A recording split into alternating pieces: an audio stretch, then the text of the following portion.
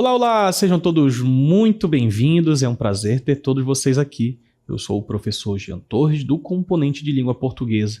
Nós vamos observar o que teremos na nossa aula.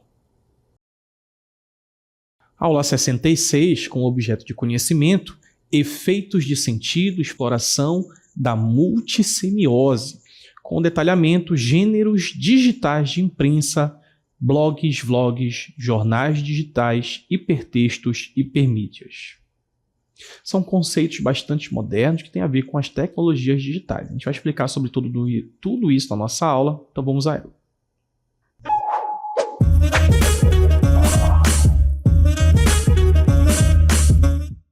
Eu acredito que muitos de vocês já devam ter nascido no universo digital, universo em que nós temos aparelhos na palma da nossa mão que permitem que nós acessemos vários conteúdos e informações em tempo real, seja por vídeo, seja por texto, mensagens instantâneas. Isso é bastante interessante para a gente compreender o mundo em comparação com aquilo que ele já foi, em que o universo mais analógico acaba sendo um pouco abandonado.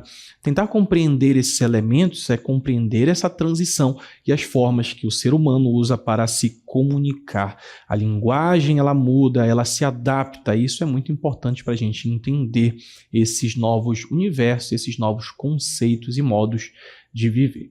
Então a gente vai falar um pouquinho justamente sobre esses gêneros digitais e quais possibilidades eles acabam permitindo para a linguagem. O primeiro conceito que nós vamos ver é o de hipertextos, então acompanhem comigo. São esses documentos digitais. Isso aqui é bastante importante, tá? São documentos porque eles são registros. E hoje no universo digital, o registro ele é muito mais instantâneo, ele é muito mais eficiente. Então nós temos primeiro essa ideia de documentos digitais. E por documentos nós falamos sobre texto, nós falamos sobre vídeos, sobre imagens. Então esses documentos digitais, eles contêm links. Certo? Vocês devem estar familiarizados com o conceito de links. São esses essas pequenas informações textuais em que você pode clicar, por exemplo, e que será levado para uma outra página. A gente vai explicar um pouquinho de como isso funciona. Então, eles permitem ao leitor navegar. Isso é um termo bastante interessante que surgiu com essas mídias digitais e a internet, navegar na internet, né? Você frequenta esses espaços virtuais entre diferentes partes do texto. Então, olha só, documento digital e ele contém esses links.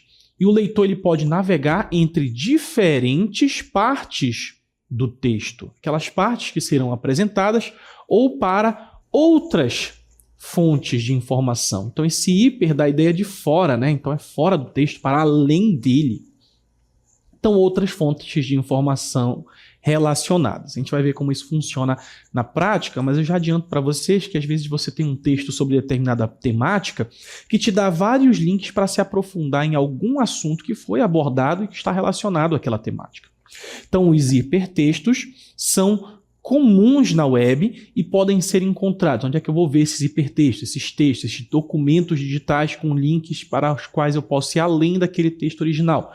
Vou encontrar blogs, jornais digitais, isso aqui é bastante importante porque estamos falando sobre o universo digital, né? E outros tipos de conteúdo online. Isso faz com que nós tenhamos uma dinâmica textual muito específica e diferente de como funciona a dinâmica da mídia tradicional. Vou explicar para vocês como isso funciona a partir desses elementos. Então, olha só, na mídia tradicional, quando nós estamos falando sobre texto normal, eu tenho esse tipo de leitura, ou que num livro, né, poderia ser para o lado, mas pense num jornal impresso, em que você tem esse texto, que ele vai sendo lido dessa forma para baixo, né? A informação ela vai se manifestando nessa sequência de eventos. Início da página, fim da página, início da página, da próxima, fim da página e por aí vai. Então, o texto normal ele vai se comportar dessa forma. Agora, observem como funciona o hipertexto. Quando eu penso nessa ideia de hipertexto, eu tenho um texto como o de cima, que pode direcionar para um segundo texto, e esse segundo texto pode ter links, hipermídias e tudo mais que me direcionem para outros tipos de texto. Ele não é mais um movimento contínuo em uma única direção. Ele pode me levar para várias direções. E isso na dinâmica da internet é muito importante, porque você fica muitas vezes preso numa sequência de informações que são várias e várias camadas. Os gêneros digitais eles te permitem isso. Você encontra, por exemplo, um texto com jornais antigos e você pode clicar em determinado jornal. Depois vai te mostrar jornais que estão relacionados com imagens antigas. Isso tudo é muito possível no contexto das mídias digitais e principalmente na leitura de determinados conteúdos, né? Se no texto normal eu tenho que seguir essa sequência de conteúdo, no hipertexto eu posso buscar várias informações relacionadas, os dados que foram usados de forma completa, artigos que foram utilizados, e essa leitura ela fica muito menos direcionada. Ela é dessa forma, pode parecer até caótica, né? Em que eu visito vários ambientes digitais diversos. Além do contexto de hipertexto, no caso em que estamos falando de links, outros textos que eu posso ir buscar para além do texto original, eu também tenho o conceito de hipermídias. Então acompanhe. As hipermídias também são esses documentos digitais. Todos eles são documentos, mas hipertextos, eu tratei lá sobre a ideia principalmente do texto verbal, aqui são documentos digitais, mas que vão combinar diferentes tipos de mídia. E aí eu tenho que pensar a mídia como essas muitas possibilidades do texto, como o texto verbal, as imagens, o áudio e o vídeo. Então, se de repente eu entrei numa matéria sobre a Amazônia, nesse mesmo ambiente virtual eu posso ter um vídeo com algum documentário, com alguma entrevista. Ou eu posso ter o áudio, né? Hoje nós temos a possibilidade dos podcasts, em que há uma discussão entre especialistas sobre determinado contexto da Amazônia. Também posso ter diversas imagens ou links para conteúdos, para bancos de imagens possíveis para complementar a leitura daquele texto. Então, as hipermídias, se os hipertextos eu estou falando sobre links, sobre outros textos para além do texto principal, aqui eu estou falando de diferentes mídias. Podem ser textos verbais, imagens, áudios e vídeos. E tudo isso em um único ambiente interativo. No mesmo ambiente interativo, posso falar, por exemplo, de site ou blog, eu tenho vídeos, imagens, textos, áudios. Quando você pensa num jornal impresso, voltando para a mídia tradicional, eu não posso ouvir um áudio no jornal impresso, eu não posso clicar no jornal impresso e eu vou ter um vídeo sendo executado. Eu posso ter imagens, isso aí na mídia tradicional sempre existiu, mas as múltiplas possibilidades, ela é bem característica do contexto digital. E essas hipermídias geralmente oferecem uma experiência mais rica e envolvente do que o texto simples. A informação ela fica absurdamente mais completa e complexa. É bastante interessante a gente pensar sobre como essas possibilidades foram muito ampliadas. E muitas vezes, se você de repente tem algum déficit de atenção, isso acaba desviando um pouco o seu foco. Mas para quem quer um complemento daquela informação que deixe tudo mais complexo, aí essas hipermídias elas fazem toda a diferença, né? Então eu tenho aqui nesses exemplos apresentações multimídias. Você entra, por exemplo, num ambiente para uma aula virtual em que há informações, exercícios, vídeo do professor, tudo isso dentro de um único ambiente. Também aplicativos educacionais interativos, no mesmo sentido que eu falei para vocês, de que elas podem funcionar, né? E eu tenho essas hipermídias agora concentradas em um único ambiente, né? Então, olha só, o cenário transmídia, isso também é uma possibilidade muito recente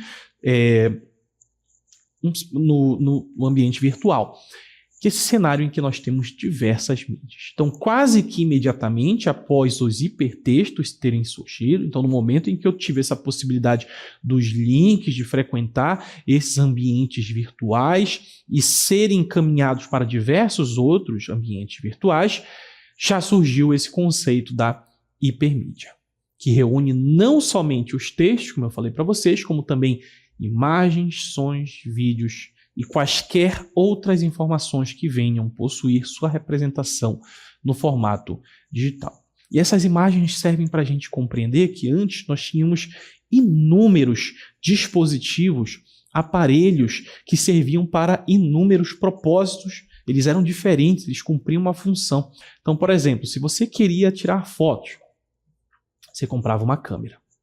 Se você queria ouvir música, você comprava um MP3, um toca-disco mais antigo, enfim, inúmeros players de música. Se eu queria armazenar, eu tinha aqui o meu pendrive, o meu USB, né? Música no carro, ver TV, jogos, rádio. E aqui nós temos também uma referência à mídia de armazenamento mais antiga, né, que é o disquete. Hoje, tudo isso existe numa única possibilidade, que é o smartphone, né? Ou você tem lá um notebook, ou ambientes virtuais, nuvens, que todos esses itens, todas essas possibilidades, também temos o GPS aqui, todas essas possibilidades, elas são possíveis em um único ambiente, em um único dispositivo. Então a gente vive hoje uma overdose de hipermídia, né? Saturados muitas vezes, nós lidamos com muita informação ao mesmo tempo, o tempo todo. Perfeito? Então a gente compreende esses ambientes virtuais e é importante a gente saber que existem vários gêneros também modernos de ambientes virtuais com o surgimento dessas mídias digitais. O primeiro que nós vamos falar são os blogs.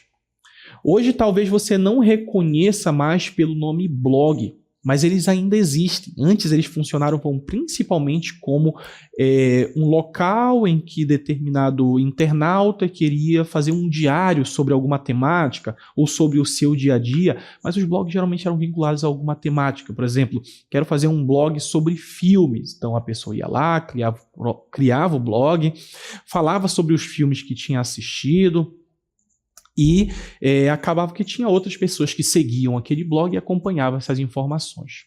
Então a gente pode classificá-los como sites ou plataformas onde os autores publicam regularmente. Precisa de regularidade porque ele precisa estar sempre criando conteúdo, né? Então ele cria esse conteúdo em formato de postagens. Hoje muitos jornais usam os blogs para falar sobre algumas temáticas específicas. Então os blogs geralmente têm uma abordagem mais pessoal, opiniões pessoais, né? Ou especializada, como eu falei para vocês, em determinado tema. E justamente a gente vai ter um exemplo aqui desse blog, um pouquinho diferente dos blogs mais pessoais, mas ainda assim voltados para alguma temática específica. Então, o que eu trouxe para vocês é um blog aqui do Fundo Brasil, né? Ele tratando como blog. Às vezes toma muito essa aparência de notícia, de reportagem, mas, como eu falei para vocês, um pouquinho mais pessoal, né?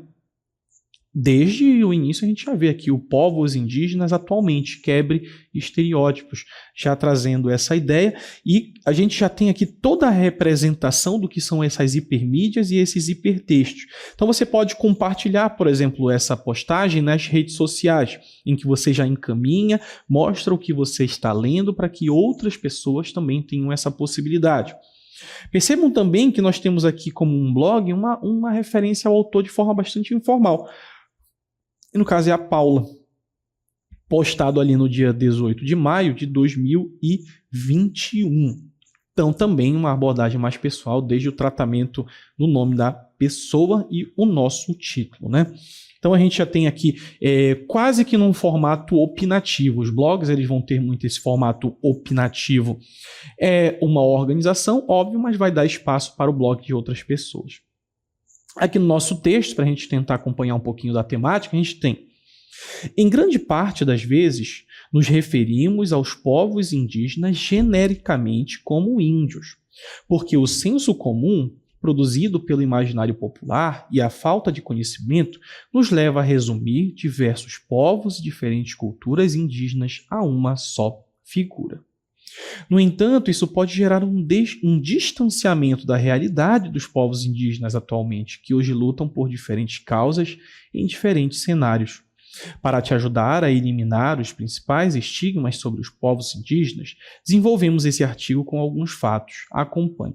Então é um formato bem de artigo de blog mesmo, né? Você pode observar que nós temos alguma ideia de opiniões que podem soar mais pessoais, embora tenha uma temática séria, que possui dados, inclusive ela vai utilizar esses dados para reforçar esses argumentos, mas ao mesmo tempo te direcionando para uma ideia que deve ser compartilhada e que a pessoa que escreve o blog está tentando também mostrar sobre a temática para outras pessoas. Então, bora continuar o nosso texto, que eu ainda quero mostrar para vocês como vai funcionar um blog e os hipertextos.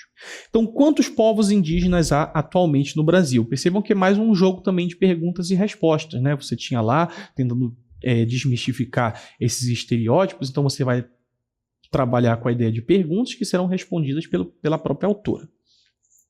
Segundo o último censo, realizado pelo IBGE em 2010, há 816.963 indígenas, representando 305 diferentes etnias. Foram registradas 274 línguas indígenas, o que representa uma riqueza cultural ainda pouco conhecida. Então, perceba que vai dar os dados do IBGE, mas pegar alguns dados bem mais precisos e localizados, né?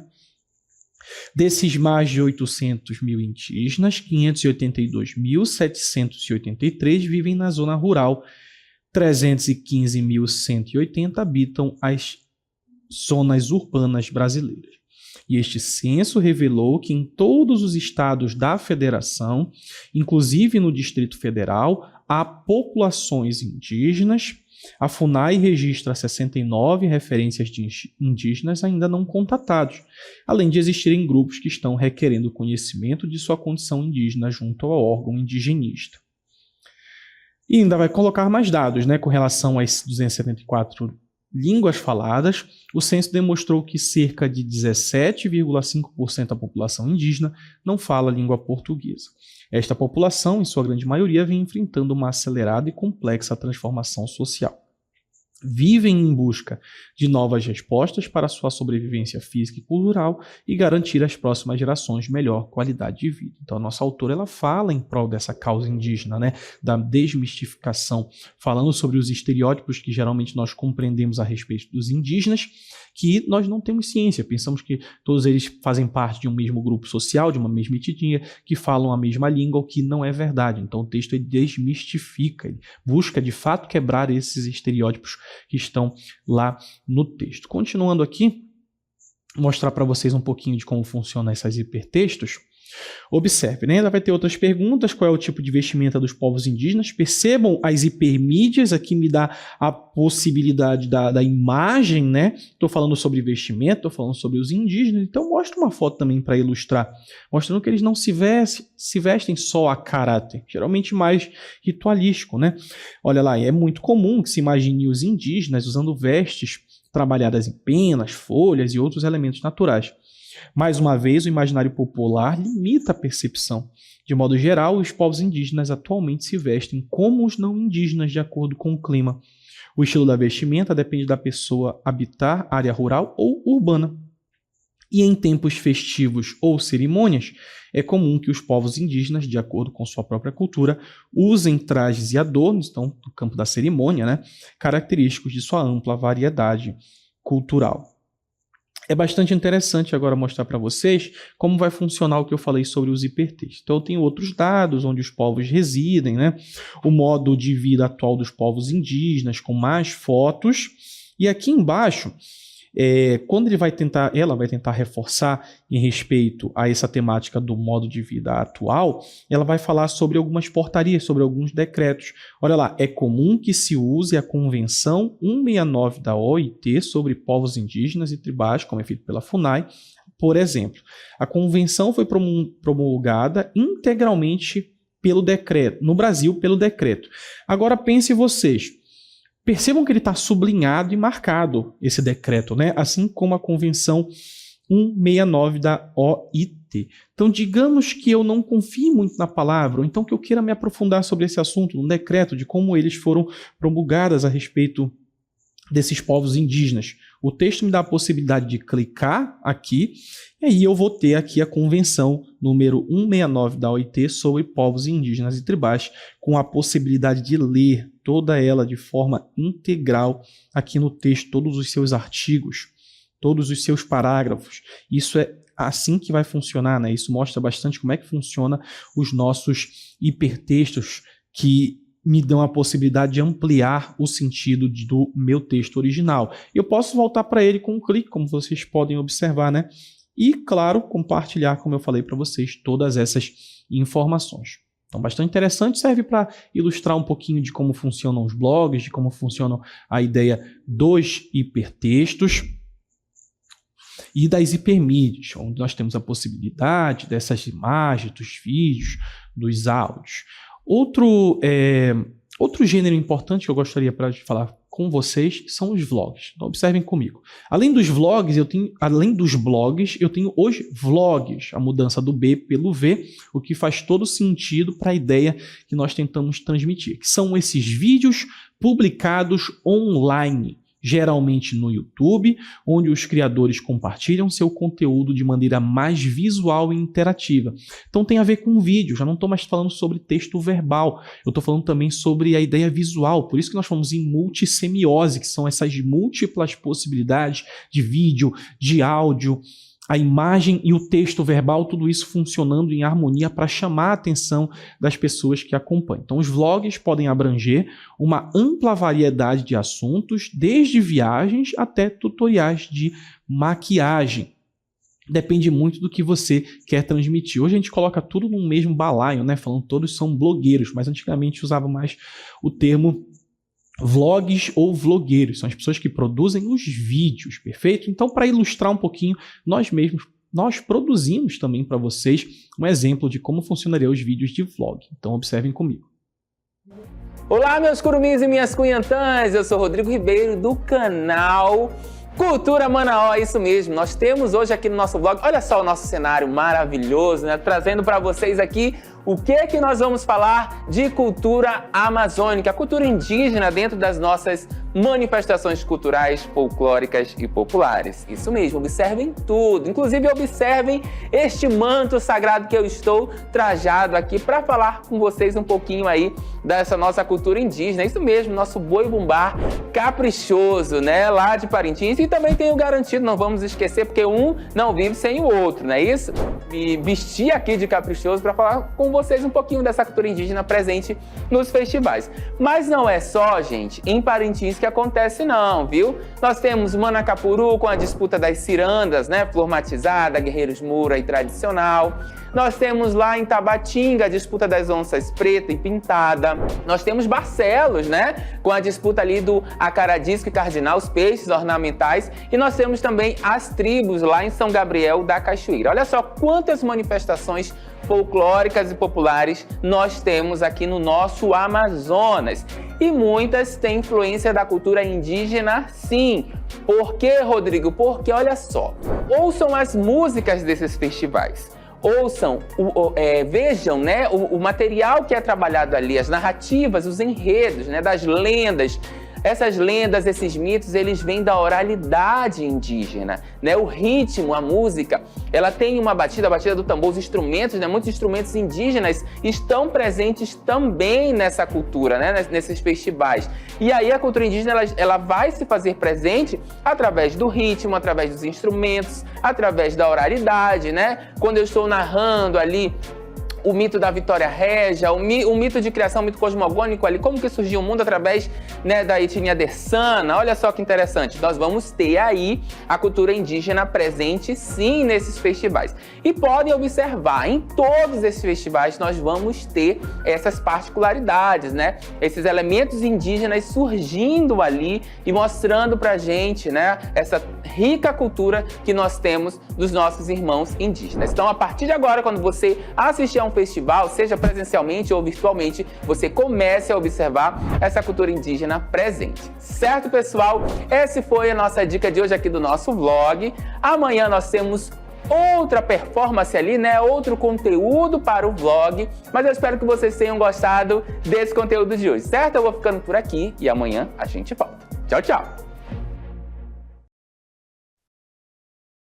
Vocês com certeza já viram inúmeros desses vídeos nesse formato dinâmico, tentando ser curto, trazer essas informações condensadas, a ideia visual, né, imagens, o áudio, a música, tudo tentando chamar a atenção daquela pessoa que acompanha, do seguidor, né? Hoje nós chamamos muito essa ideia do seguidor. Então os vlogs eles funcionam mais com a ideia do vídeo. É importante a gente também tentar compreender que alguns jornais, a mídia digital, a mídia, na verdade, analógica, ela tenta imitar um pouquinho do sentido da digital também. A gente tem um exemplo, embora esteja em PDF, ele tenta imitar um pouquinho de como os jornais hoje se adaptam a esses contextos digitais. Então observem comigo. A gente tem aqui o nosso CMA Notícias, que traz essa ideia textual e visual e informações para além daquelas que estão transmitidas num primeiro momento. Então tem aqui a minha notícia: estudante amazonense vence competição internacional de robótica. Então nosso título chamando atenção aí para esse elemento, para nossa estudante que venceu essa competição. Logo abaixo vocês já podem ver diretamente a foto da nossa estudante. As informações, a mídia tradicional, analógica, ela já tinha esse elemento, a foto, da descrição. Então, Kathleen Sabrina dos Santos Lima, aluna do 5º ano do Ensino Fundamental da Escola Estadual Itaciara Nogueira Pinho. Então, informações, a gente já sabe que a notícia vai falar sobre ela ter vencido o prêmio, mas temos essa informação adicional já para te situar sobre a aluna. Então, olha lá. Uma ideia criativa e sustentável aliada à tecnologia. Foi dessa forma que a pequena estudante do 5º ano do Ensino Fundamental da Escola Estadual Itaciara Nogueira Pinho, que é a Kathleen Sabrina dos Santos, de 10 anos, muito nova, né? Conquistou muito nova o prêmio de robótica. Na verdade é muito bom, né, que a gente saber sobre como pessoas muito novas conseguem se aliar à tecnologia de forma muito orgânica, elas aprendem muito rápido. E ganhou aqui, conquistou uma das 6 vagas da competição internacional Micro:bit Global Challenge, cuja premiação acontecerá no próximo dia 28 de janeiro no Museu de Londres. Agora temos aqui informação do Micro:bit Global Challenge, né? E você deve estar se perguntando o que é isso. Óbvio que muitas vezes nós temos algum link que te leva a alguma explicação quando falamos sobre mídias digitais. Aqui a gente tem essa informação do lado, acrescentando, para que você já possa ler sobre aquilo que provavelmente o autor já sabia que você não conheceria, dando mais informações. Isolado, com foto, com tudo mais, a gente tem aqui. É o desafio global do Micro:bit para estudantes de 8 a 18 anos. Ele busca testar a imaginação dos participantes, combinando criatividade e tecnologia a fim de encontrar soluções para os objetivos globais da ONU e lidar com os problemas que enfrentamos hoje. E abaixo nós temos já a imagem também do Museu de Londres, museu dedicado à história da capital inglesa. Então vejam que numa mídia digital, num texto mais dinâmico, você conseguiria clicar e provavelmente iria para algum texto que falasse sobre esse Global Challenge. Aqui, tentando imitar um pouco num formato mais analógico, você já tem a informação condensada. E só para a gente terminar aqui, Kathleen tornou-se a única representante da América Latina e será premiada junto com outras crianças representantes da Europa, América do Norte, Ásia e Pacífico, Oriente Médio e África. O projeto desenvolvido pelo estudante foi orientado pelo professor de robótica Thiago Kawasa, que desenvolveu projetos voluntários com crianças através da empresa Arduino Manaus com a Positivo Tecnologia Educacional para a utilização do Micro:bit, um pequeno computador programável. Aqui nós temos a foto do professor ao lado da nossa aluna vencedora. Você também tem essa possibilidade aqui do lado de já ver um link para algo que talvez não esteja... na verdade está relacionado, né? Porque ele tira o lixo, que é o lixo nas águas de Manaus, mais de 25 toneladas de lixo são retiradas todos os dias das águas em Manaus. Por ano, esse número pode chegar a mais de 200 mil toneladas em toda a capital. Então, ele te dá um dado sobre o lixo em Manaus que tem a ver justamente com o projeto da nossa aluna de tornar mais sustentável e assim conseguir fazer a recolha desse lixo. Tudo está descrito aqui na nossa matéria. Perfeito? Então, falamos um pouquinho sobre essas mídias digitais, falamos sobre os gêneros, de como esse universo digital ele possibilita essas múltiplas mídias, esses múltiplos textos que vão para além do texto original. Eu espero que vocês tenham gostado. Como não há mais nada para ser explicado, nós vamos encerrando por aqui. Agradeço a todos vocês, fiquem bem e até a próxima.